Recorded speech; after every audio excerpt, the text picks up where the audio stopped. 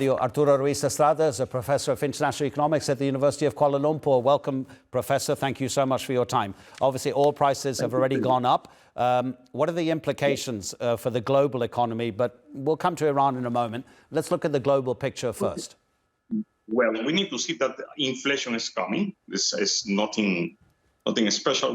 We see that the oil prices, because energy is the most important in the industry or any economy, we can see that in the next few days, we are going to experience high inflation, especially the oil prices moving up and the production cost logically is moving up. Remember that Iran is supplying a lot of petrol or oil to China, and remember that China is the major producer of manufacturing products around the world. And logically, we need to include the effect of the tariff. So many things come together, and I predict that it's going to have end of the year, we're going to have economic recession globally, and it's going to be very critical for all the economy worldwide. Nothing in any corner of the world is going to experience inflation, and at the same time, we're going to experience unemployment and high rate. The conflict in the Middle East is not affecting only the region; it's going to affect all the world economy, especially in Europe and the American economy also, because remember, all the markets, they are interconnected.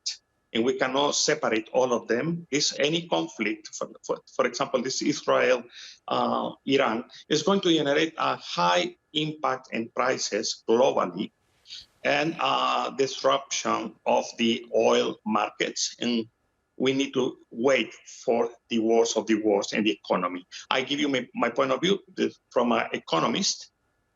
Logically, any war have losses, material losses and human losses. But the economy, the world economy, is not expected so much good and positive economic growth end of the year. My predictions, we're going to directly do one recession. In 2026, middle of 2026, we're going to have economic depression. And this is going to, we need to see what is going to happen, how to improve the world economy. I can see that a very dark scenario for investors and also for the economies and governments, how to recover after these different conflicts around the world. Remember, we not only have Iran, Israel, we have also Ukraine and Russia, and we have two fronts in fighting that is really affecting the world economy and stability of the world economy also. Professor, this is my point of view. Can you tell us about the importance of the Strait of Hormuz? Because what is the balance in terms of Iran's domestic concerns and how the Strait of Hormuz affects Iran's economy, but then versus how it affects the international economy? Because Tehran may have to make a calculation. Are we going to take action against ships in the Strait of Hormuz, even though it might damage us as much as it damages everybody else? Yes. Remember that the major export products of Iran is petrol and oil to China and other markets. And I think this disruption of logistics on the supply of oil from Iran to China is going to be affected logically. And this war, maybe at the beginning, that I predict is that enlargement of economic growth. Economic growth is when the economy is losing growth in the short and long run. What I can see that we need to prepare our countries in different parts of the world with a new domestic development and economic growth models. I think globalization is over, and we are discussing about globalization. Now the regional integration is gone.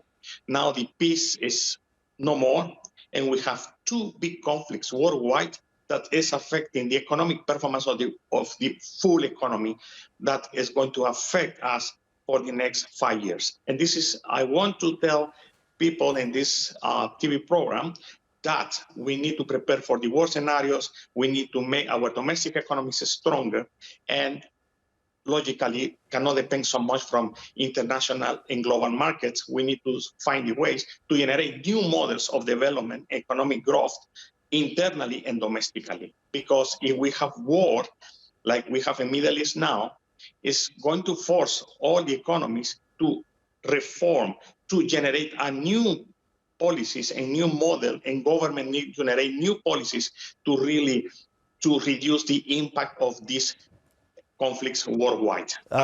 Professor, we're running out of time, Professor, and I really appreciate the importance of your message. Just tell us very briefly How fragile is Iran's economy? Is it possible that this current conflict with Israel might force its collapse?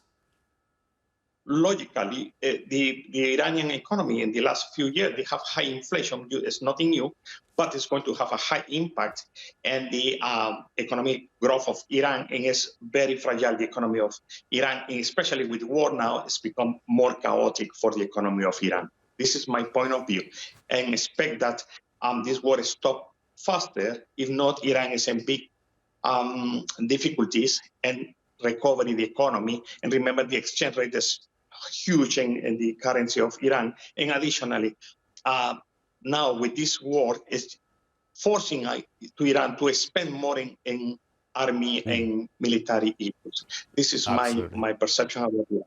Thank you. Professor Estada, really appreciate it. Thank you so much indeed for talking us through that.